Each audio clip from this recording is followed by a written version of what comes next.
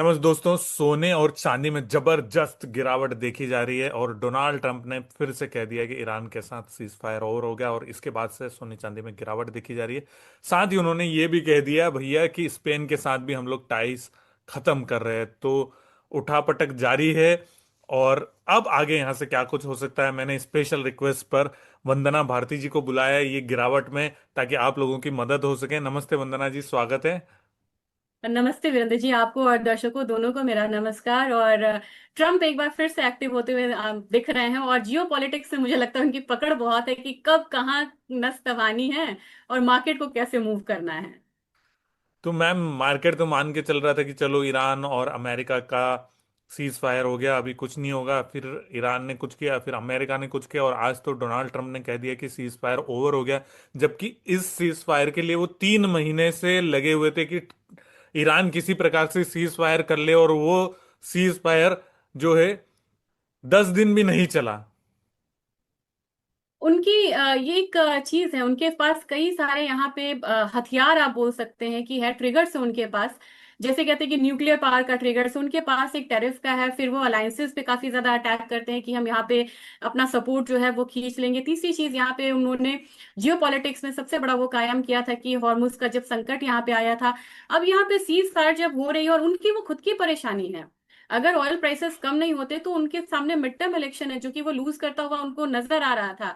तो मेरे ख्याल से अब यहाँ पे जब प्राइसेस नीचे की तरफ गई है और अचानक से उनका फिर से मतलब मिलिट्री का एक्शन लेना, ये सब चीजें, तो मुझे लग रहा है कि एक बार फिर से उथल पुथल का समय है।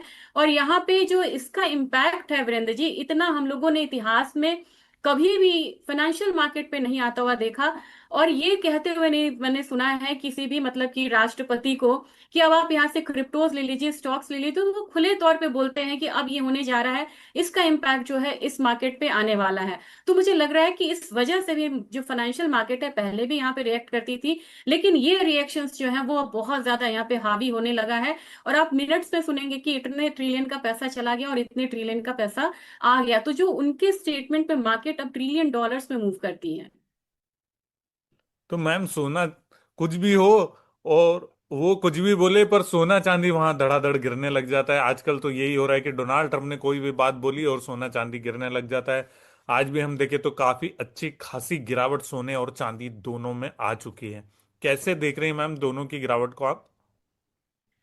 वीरेंद्र जी, एक चीज तो है यहाँ पे कि सोना जो है वो काफी चीजों को यहाँ पे संभाल के चल रहा है, जिसमें कि आपको ट्रम्प के स्टेटमेंट के साथ साथ जब जब से केविन वॉश आए हैं, तो अब जून महीने से जो उनकी मीटिंग की शुरुआत हुई है, वहां पे सोने का एक्शन जो है वहां से भी बढ़ता हुआ नजर आ रहा है। तो ट्रम्प और फेड की जो मतलब यहाँ पे मिनट्स आती है या उनके स्टेटमेंट आते हैं, उसमें भी सोना यहाँ पे गिरता पड़ता नजर आ रहा है, रिएक्ट करता नजर आ रहा है। लेकिन ऐसे में हमें देखना होगा, ये तो बात हो गई कि स्टेटमेंट और उनका रिएक्शन मार्केट में कैसा होता है, लेकिन स्टेटमेंट, उनके रिएक्शन और किस तरीके की पोजीशंस बन रही है, इसके लिए हमें अगर कॉमिक्स के पोजीशंस को अगर हम ध्यान दें, तो मुझे लग रहा है कि 4000 का जो लेवल है यहाँ पे वीरेंद्र जी, वहां पे बहुत ज्यादा पोजीशंस बनी हुई है, वो बहुत ज्यादा खड़ा है। वो लेवल अगर टूट जाता है सोने में, तो हम 3900 से 3850 वाला जोन आता हुआ देख सकते हैं। लेकिन किसी को भी मंदी में जाने से पहले एक बारी यहाँ पे वेट करना चाहिए कि $4000 टूट के एक क्लोजिंग जरूर दे वहां से। नहीं तो यहाँ से हम लोगों ने वापसी आता हुआ देखा है, क्योंकि काफी बड़ा साइकोलॉजिकल लेवल है। तो अगर $4000 टूटता है, तो मुझे लग रहा है कि 3900 3850 नेक्स्ट हम आता हुआ देख सकते हैं। और वहां से एक बार फिर ठहराव जो है वो आता हुआ हम देख सकते हैं प्राइसेस में। सिल्वर की बात की जाए तो सिल्वर में एक कह सकते हैं कि यहाँ पे रिएक्शन बहुत ज्यादा देखने को मिलता है। तो नेक्स्ट $55 से लेके $54 वाला रेंज जो है वो सिल्वर में आता हुआ देख सकते हैं। तो अभी फिलहाल फिलहाल यहाँ पे जो बेयरिश ट्रिगर है वो हावी होता हुआ दिख रहा है गोल्ड और सिल्वर पे। लेकिन फिर से लेवल्स वही रहेंगे जो हमारे पिछले गिरावट में आया था, यानी कि 3950 से 4000 वाला लेवल, नेक्स्ट 3850 वाला लेवल, और सिल्वर में फिर से वही रहेगा $55 वाला लेवल। तो अभी भी डाउन साइड है, लेकिन अभी $2 से $3 की गिरावट मान सकते हैं कि सिल्वर में भी आ सकता है। तो मैम, सिल्वर तो अब $60 के नीचे वापस चला गया है और आज 4% से ज्यादा की गिरावट है। गोल्ड में भी करीब करीब 2.5% से ज्यादा की गिरावट है।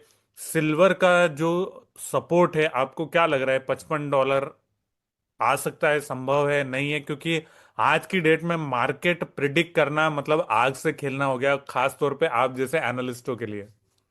ये बहुत सही कहा है और ये हार्श ट्रुथ है आज का वीरेंद्र जी। और हमें ये मान के चलना चाहिए 5582, ये प्रीवियस लो लगा था जब सिल्वर यहाँ से आई थी।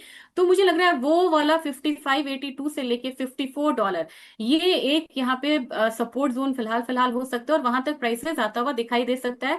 एक चीज है $57 देन $55, दो दो डॉलर का अब यहाँ पे आपको सपोर्ट बनता हुआ नजर आ सकता है सिल्वर में।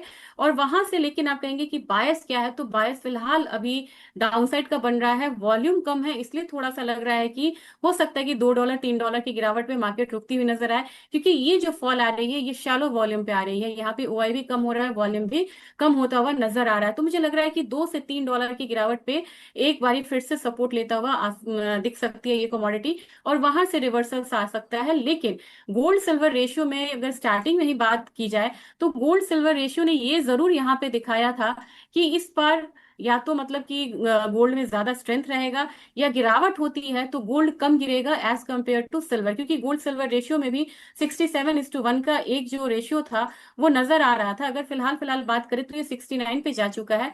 मुझे लग रहा है कि ये रेशियो 70 तक जा सकता है, 70:1, और वहां पे जाके ठहराव आएगा। तो चांदी को फिलहाल गोल्ड से ज्यादा दबाव है, लेकिन जब रिकवरी आएगी तो चांदी ज्यादा तेज बढ़ेगी।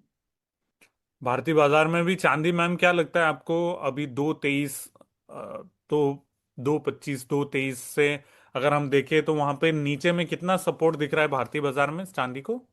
भारतीय बाजार में तो वीरेंद्र जी अलग कहानी है। आप कह रहे हैं कि एनालिस्ट के लिए, आप लोगों के लिए बहुत समस्या है। मुझे लग रहा है कि एक तो बाहर की समस्या, और ऊपर से भारतीय बाजार का डिकपल होना बाहर के देशों से, वो एक अलग समस्या है। क्योंकि अगर आप देखेंगे कि इधर क्या हुआ है, इंपोर्ट रिस्ट्रिक्शंस, कस्टम ड्यूटी, फिर आपको मतलब आईएनआर का, तीन चीजें यहाँ पे देखते हुए हम लोग को नजर आया। फिर यहाँ पे अपनी नीतियों में फर्क आने की बात हो रही है, बदलाव आने की बात हो रही है। तो भारतीय बाजार में रिएक्शंस कम आ रहे हैं। अभी ये जो गोल्ड और सिल्वर में एक अपसाइड आया था, तभी भी भारत ने बहुत ज्यादा रिएक्शन नहीं दिया। कल भी यहाँ पे नेगेटिव था, परसों भी नेगेटिव था, जबकि दोनों जगह मार्केट जो है दोनों ही कमोडिटी में बढ़ी हुई थी, लेकिन भारतीय बाजार नीचे की तरफ था। आज अगर आप देखेंगे कि आज का हिसाब किताब क्या है, तो वहां पे जितनी गिरावट हुई है उससे कम गिरावट यहाँ पे अभी गोल्ड में हुआ है भारतीय बाजार में। यानी कि भारतीय बाजार बाहर के बाजार पे उतना रिएक्ट नहीं कर रहा है जितना कि पहले करता था। पहले टिक बाय टिक चलता था, अब यहाँ पे टिक बाय टिक की मूवमेंट नहीं है, मतलब रिस्ट्रिक्टेड मूवमेंट है। तो अगर वहां पे मान के चले कि $100 की गिरावट होती है, तो हमारे बाजार में इतना रिएक्शन नहीं रहेगा, और नीचे की तरफ मुझे लग रहा है कि एक बारी 1,41,500 से लेके एक बार 1,41,000 का लेवल जो है वो आता हुआ दिख सकता है। और मेजर सपोर्ट एक खास लेवल मैं यहाँ पे बोलना चाहूंगी वीरेंद्र जी, ये है 1,39,867। थोड़ा सा ये वो है, लेकिन ये एक टेक्निकल लेवल है। मुझे लग रहा है कि इस लेवल से नीचे गोल्ड को फिलहाल फिलहाल भारतीय बाजार में नहीं जाना चाहिए। मोटा मोटी ले ले तो 1,40,000, 1,40,500 वहां तक आके गोल्ड सपोर्ट लेती हुई नजर आएगी, और वहां से फिर से एक रिवर्सल देखने को मिल सकता है। रही चांदी की बात, तो चांदी में आज के दिन ही हम लोगों ने 6,000 तक का वीकनेस देखा, और भारतीय बाजार में वीकनेस ज्यादा है। अगर यही मैं कंपैरिजन आपसे कर रही थी, क्योंकि देखिए भारतीय बाजार में अगर देखा जाए वहां पे तो 2% का गिरावट है। हमारे यहाँ मतलब मान लीजिए 3.98% का गिरावट है, हमारे यहाँ 2.767% का गिरावट है। तो यहाँ पे भी मुझे लग रहा है कि एक बार प्राइसेस 2,20,000 से लेके 2,10,000 तक आ सकता है। तो इतनी की तैयारी हमें करके रखनी चाहिए, और कोई भी रिवर्सल आएगा वो फास्ट होगा चांदी में। चांदी में फास्ट रिवर्सल कितना हो सकता है मैम? आपने 2 बार ये शब्द यूज किया। फिलहाल फिलहाल अभी के हालात में मैं कहूंगी कि 2,36,000 का। लेकिन पहले तो गिरेगी चांदी, फिर यहाँ पे रिवर्सल आएगा। मतलब मीन्स कहने का ये है वीरेंद्र जी की एक वैल्यू बाइंग मिलती हुई नजर आएगी, और ये आपको नजर आ सकती है 2,20,000 से 2,18,000 के लेवल्स के बीच में। और रिवर्सल का जो लेवल रहेगा वो 2,36,000 का होगा। मैम आज तो भाव गिर रहा है, रात में आज फेड के। गिरने की बात करते हैं। नहीं नहीं, मैं तो कुछ बात नहीं करता, मैं तो लेवल गैस ही नहीं करता एक्चुअली में। नहीं, क्योंकि ट्रेंड के साथ जाना चाहिए वीरेंद्र जी। तो आज तो मतलब मुझे लग रहा है कि अभी फिलहाल अभी जो प्रेशर है वो प्रेशर बना रहेगा, तो हमें ट्रेंड के साथ जाना चाहिए। ट्रेंड के अपोजिट तो जाना बिल्कुल सही नहीं है। जी।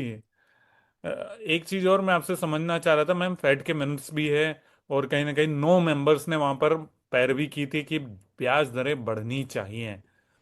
तो आपको क्या लग रहा है, एक और धक्का मिल सकता है सोने चांदी के लिए, झटका हो सकता है, या रात में कहानी पलट भी सकती है? वीरेंद्र जी, फिर से वोटिंग हो जाए, लेकिन जब एक्चुअल में बात आएगी इंटरेस्ट रेट हाइक करने की, वो इतना आसान फेड के लिए नहीं है। क्योंकि उनके दो पिलर्स होते हैं कभी भी इंटरेस्ट रेट हाइक का, मतलब एक तो अपना इन्फ्लेशन होता है जो 2% बोल रहे हैं, वो तो अभी आना नहीं है, वो 3% भी रहेगा, वो बहुत बड़ी बात है। अब यहाँ पे यूएस में 2% का 3% न्यू नॉर्मल हो गया, जिसको फेड मान नहीं रहा है ऑफिशियली। और अपना जो अनएम्प्लॉयमेंट रेट है वो भी यहाँ पे 4.3% के करीब यहाँ पे बना हुआ है। लेकिन इन्फ्लेशन थोड़ा सा अगर घट भी जाता है क्रूड की वजह से, एम्प्लॉयमेंट उनकी बहुत बड़ी चिंता है। और अगर अनएम्प्लॉयमेंट वाली सिचुएशन में अगर ये मिड टर्म इलेक्शन से पहले यहाँ पे इंटरेस्ट रेट बढ़ाते हैं, ये बहुत बड़ा दबाव होगा यहाँ पे ट्रम्प सरकार पे। और यहाँ पे वो कोशिश करेंगे, एक इन्फ्लुएंस रखना चाहेंगे, जिसके लिए वो खुल्लम खुल्ला जाने जाते हैं, वो खुल के बोलते हैं कि इंटरेस्ट रेट कम करना होगा। ये मतलब ऑफिशियल चीजें हैं।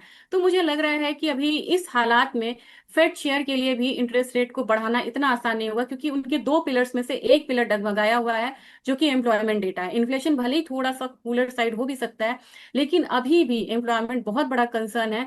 तो चाहे जितनी भी बात हो जाए कि यहाँ पे इंटरेस्ट रेट हाइक होना है, मुझे थोड़ा सा डाउट लग रहा है कि सितंबर में भी यहाँ पे एक इंटरेस्ट रेट हाइक होता हुआ दिख सकता है। क्योंकि जैसे ही आप देखिएगा, अभी 80-85 यहाँ पे आ जाए क्रूड ऑयल, तो आपको ट्रम्प के स्टेटमेंट में तुरंत चेंज मिलने देखने को मिलेगा, और वो बोलेंगे कि हम दोबारा बात यहाँ पे शुरू कर रहे हैं, और यहाँ पे एक बारी पीस टॉक फिर से शुरुआत होनी चाहिए, जो कि हम पिछले 3 महीने से देख रहे हैं। ये मैम इस बारे में तो पता नहीं, मुझे तो लगता है कि इन सब चीजों की चर्चा करना ही नहीं चाहिए, क्योंकि आप कुछ भरोसा कर ही नहीं सकते कर ही नहीं सकते। कि क्या होने वाला है, कैसे होने वाला है, कब होने वाला है। आखिर में जाते जाते एक बार आप मैम रेसिस्टेंस और सपोर्ट फिर से बता दीजिए, ताकि लोगों को एक बार समझ में आ जाए, जो बाद में जुड़े हैं, आखिरी में जुड़े हैं, कि क्या कुछ वहां पर लेवल्स हो सकते हैं। एक क्लैरिटी के साथ बोलना चाह रही हूँ, क्योंकि मार्केट को अभी चाहिए क्लैरिटी। अभी फिलहाल जो मतलब बायस है गोल्ड में, वो डाउन साइड का है। पहला व्यू मेरा यहाँ पे है 4,000 का, और दूसरा है $3,900 का नीचे की तरफ। अपसाइड आपको कोई भी अगर कॉमिक्स की बात की जाए, वो आपको अभी $4,200 के करीब रुक सकता है। बायस डाउन साइड है। अब भारतीय बाजार की बात करेंगे, और उसमें हम कंसिडर करेंगे रुपया, जो कि आज आज में आपको 60 पैसे तक डेप्रिशिएट हो चुका है। तो अपना यहाँ फॉल जो है वो भारतीय बाजार में कम रहेगा। अपने गोल्ड का जो मेजर, जो आपको एक टर्निंग पॉइंट रहेगा, सपोर्ट रहेगा, 1,41,000 रहेगा। दूसरा रहेगा 1,40,000। अपसाइड आपको अभी फिलहाल फिलहाल 1,47,000 हो जाए, वही बहुत है। मुझे लग रहा है 1,45,000 पहला, 1,47,000 दूसरा। बायस डाउन साइड का। अब सिल्वर की बात करेंगे, सिल्वर $60 से नीचे आ गई है, लगभग 4% का फॉल है। जो नेक्स्ट फॉल अगर हम यहाँ पे कंटिन्यूस रहता है, फेड के मीटिंग पे भी डिपेंड करता है, तो नेक्स्ट यहाँ पे हम $59 से $57, $55 आता हुआ देख सकते हैं। बायस अभी डाउन साइड का है, अपसाइड लिमिटेड रहेगा $61 पे। भारतीय बाजार की बात करूंगी, क्योंकि यहाँ भी रुपया का असर जो है वो देखने को मिलेगा। तो हमारा पहला पड़ाव जो रहेगा, यानी कि पहला सपोर्ट रहेगा, 2,20,000 पे रहेगा। इसके बाद अगर मार्केट टूटती है, तो हम 2,13 का रेंज आता हुआ देख सकते हैं, जो कि हम लोगों ने आता हुआ देखा था, करीब 24 जून के करीब आता हुआ देखा था। तो 2,20 पे पहले वेट करेंगे, उस लेवल के नीचे क्लोजिंग होती है तो 2,13,000 का कोई भी रिवर्सल आपको फिलहाल इमीडिएट जो खत्म हो सकता है, वो यहाँ पे हो सकता है 2,32,000 के लेवल पे। 2,32,000 पे कोई भी चांदी की तेजी रुकती हुई नजर आएगी। और जो मेजर रेजिस्टेंस है वो 2,36,000 का है। तो क्लियरली अभी फिलहाल डाउनसाइड रिस्क जो है गोल्ड और सिल्वर में वो ज्यादा है। अगर फेड का मिनट्स जो है वो पॉजिटिव आता है इन फेवर ऑफ, मतलब कि गोल्ड सिल्वर आता है, तभी जाके आप यहाँ पे एक अपसाइड आता हुआ देख सकते हैं। जी मैम, इंटरनेशनल मार्केट। इंटरनेशनल में भी मुझे लग रहा है कि एक बारी $57 से $61 का एक लेवल रहेगा। मोस्टली यहाँ पे $55। इससे नीचे फिलहाल अभी सिल्वर के मतलब चांसेस थोड़े से भी कम है। जी ma'am, thank you so much Vandana ji, ये सारी जानकारी देने के लिए। मैम कोई डिस्क्लेमर देना चाहेंगे। जी, मैं कमोडिटी में ट्रेड नहीं करती हूँ। लेकिन यहाँ पे कमोडिटी में, एसएमसी में, यहाँ पे रिसर्च बेस्ड पीडी स्ट्रेटजीज पे काम हो सकता है। और आप लोग ऐसे वॉलेटाइल मार्केट में स्टॉप लॉस के साथ ट्रेड करें, और ना ट्रेड करें फिलहाल एक दिन, मुझे कोई दिक्कत नहीं है, लेकिन जब क्लैरिटी आए तो ही आप यहाँ पे ट्रेड करें। मैम क्लैरिटी का तो कोई भरोसा नहीं है। Thank you so much ma'am, सारी थैंक यू। जानकारी देने के लिए। और दोस्तों, ये वीडियो हमने सिर्फ जानकारी के पर्पज से बनाया है। अगर आप कोई खरीद बिक्री करते हैं तो वित्तीय सलाहकार की राय लेकर ही करिए।